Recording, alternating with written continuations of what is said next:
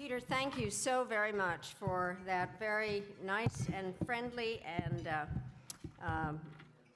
mendacious introduction. And let me say, the Czech saying "Pravda vítězí" means truth wins, which is definitely very apt for what we're going to be talking about tonight. I'm delighted to welcome newcomers and regulars alike to our NDI's annual Democracy Award Dinner, and it is truly one of my favorite evenings of the year because it allows those who cherish democracy to bask in the warm glow of solidarity and friendship. At a time when democracy's opponents have gone on the offensive, it is important for this community to come together and reaffirm our love of peace, our commitment to the rule of law, and our support for the fundamental rights and dignity of every human being. We don't think that democracy is perfect, but we know that the right of people to participate in choosing their own leaders and shaping their own laws remains the cornerstone of human progress. We also know that democracy is more than just another form of government. It is also a powerful generator of international security, prosperity, and peace. And that's why America has long offered our support to small d Democrats around the world, and why the mission of NDI, the National Endowment for Democracy, and the other core institutes is so vital to our national interests. I want to thank our board of directors for their commitment to this important work, because their experience and judgment are a constant resource to this organization. The same is also true for the members of our Ambassadors Council and our Chairman's Council, many of whom are here this evening. And to have those circles of support is also so important. Everyone here who has worked with NDI knows that it possesses an incomparable resource in its talented, knowledgeable, and dedicated staff, and we really are all a team that works together. And to build and maintain such a team is no easy task. So I want to salute NDI's fearless and unflappable leader, Ken Wallach.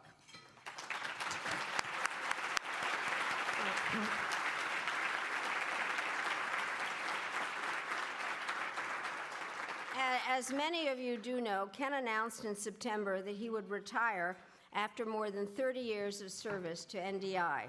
He has put his heart and soul into this job and remains one of democracy's fiercest and most effective defenders. But he has more than earned some additional time with his grandson and perhaps on that golf course as well.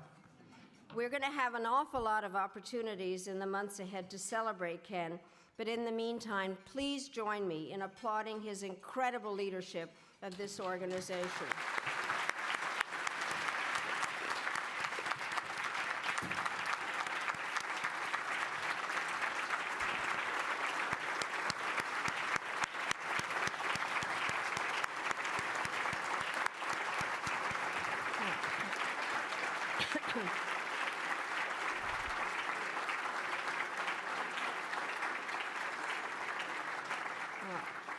What I admire most about the team at NDI is that they greet each other and each new day with the question, what can we do to help democracy succeed? In recent years, that question has led NDI to focus on the implications for democracy of new technologies such as social media. This is a story that, as all of you know, is still being written, but it has already taken some very surprising turns. Consider, for example, how mesmerized many of us were at the beginning of this decade when social media platforms were being used by activists to fuel democratic uprisings around the world. It was obvious that these tools were increasing the speed at which information traveled and bolstering democracy in other ways. Unlike television and radio, social media empowers individuals themselves to become observers and reporters, thereby fueling transparency and accountability. Social media also opens up unparalleled opportunities for contact between political leaders and their constituents and between networks of citizens. It is no surprise that authoritarian governments would try to limit access to these platforms, a challenge that continues today. It was all too easy back then to believe that these new tools of communication had only transformed politics for the better, and that greater internet access would inevitably lead to more open and democratic societies. But as our theme this year attests, those views turned out to be too optimistic, because like so many other things, technology is a double-edged sword. In recent years, democracy's enemies have become adept at polluting these platforms with rumors, disinformation, and anti-democratic propaganda. This has led some of the same people who once heralded the birth of the social media age to wonder whether democracy can survive it. Wael Gnonim, the blogger who helped ignite the Egyptian Arab Spring, summed up the problem in the following way, and I quote, "While once social media was seen as a liberating means to speak truth to power, now the issue is how to speak truth to social media," unquote. Of course, disinformation is not an entirely new challenge. People have been propagating false narratives to achieve ideological aims since well before the Gutenberg invented the printing press in 1439. But there is a big difference between a printed book, pamphlet, or newspaper that circulates locally and an online article that goes viral worldwide. Online discourse is becoming central to how people form their political identities. But the way information is transmitted is not often understood, nor is it entirely transparent, and that means it can be manipulated. As someone who studied the role of information in political change under communist systems, I find it interesting to compare how information spread under communism to today. In the days of the Soviet Union, people largely knew that official sources of information could not be trusted, so they built unofficial channels that were more reliable, for example, talking to friends and family, and listening to Voice of America and Radio Free Europe. In the internet age, these unofficial channels are becoming less reliable as propaganda is able to more easily infiltrate these networks. At the same time, people do not seem to have yet developed a healthy skepticism about what others are sharing online. This may be changing. Earlier this week on Capitol Hill, Americans learned more about the breathtaking scope of Russia's efforts to penetrate our democratic discourse during last year's election. I hope this marks a turning point in our understanding of the Russian threat. But as we at NDI know, what Russia did in the United States is merely one part of a worldwide campaign to contain and undermine democracy, one that is being carried out by a multitude of actors, including governments in North Korea and Venezuela. This is a global challenge, and we need to start rallying small d Democrats around the world to push back. An important first step is for us in the United States to acknowledge and come to grips with this threat. And since this article one time, and I really believe it, I have been going up to the Hill and saying this is Article one time. And by the way, I've been up there so much that I was asked by the security guards if I had a new job there.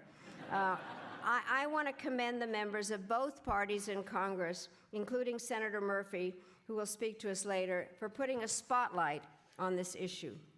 For our part at NDI, we have launched a major new project to protect the integrity of democratic discourse. Ken will describe this initiative in greater detail later tonight, but I do want to mention two important aspects of it. First, we believe in fostering constructive engagement between government, civil society, and technology firms, and that's because no single company, organization, or government can solve this problem on our own. We need to have partners. Another important aspect of our initiative is the support we're giving to groups who are in the front lines in combating disinformation. And this is, in fact, why we are here tonight. For in a moment, we are going to honor 3 such organizations with NDI's Democracy Award. The first is the Oxford Internet Institute's Project on Computational Propaganda, represented by Professor Philip Howard, who is the project's principal investigator. Since 2012, the Institute has been investigating use of algorithms, automation, and computational propaganda in public life. They recently published exhaustive research on how 28 countries around the world are using bots to manipulate discourse, prompting one leader who did not like the report's findings to label Oxford as, and I quote, "a school for stupid people," unquote. That's one way you know you're having impact. Our second honoree is stopfake.org, which is a fact-checking website run by a group of Ukrainian journalists who are fighting Russian propaganda in their own country. Tonight, it is represented by co-founder Margot Gontar. Earlier this year, the NDI board traveled to Kyiv, where we received a briefing from Margot. It was remarkable to learn the depth of Russia's efforts in Ukraine, but it was heartening to see that a grassroots initiative can have a positive impact, because NDI's own research has shown that Ukrainians have become, in relative terms, resilient to the impact of disinformation. Our final honoree is Rapier, an online social network based in the Philippines. It is represented tonight by Maria Ressa, its CEO and executive director. Rapier is an online social news network whose stories seek to inspire community engagement and social change. It's been at the forefront of investigative reporting in the Philippines on the use of troll and bots and distort the truth and dissemination of false news. Because of its pioneering reporting, Rappler has itself become a target of disinformation, and Maria and other staff have been subject to harassment. Spreading the truth can be difficult and dangerous, and if we need further reminder of that fact, I would note that today is also the United Nations International Day to End Impunity for Crimes Against Journalists. This makes it all the more fitting for us to honor 3 truth tellers tonight. So let me now introduce a brief video that will tell you even more about their work.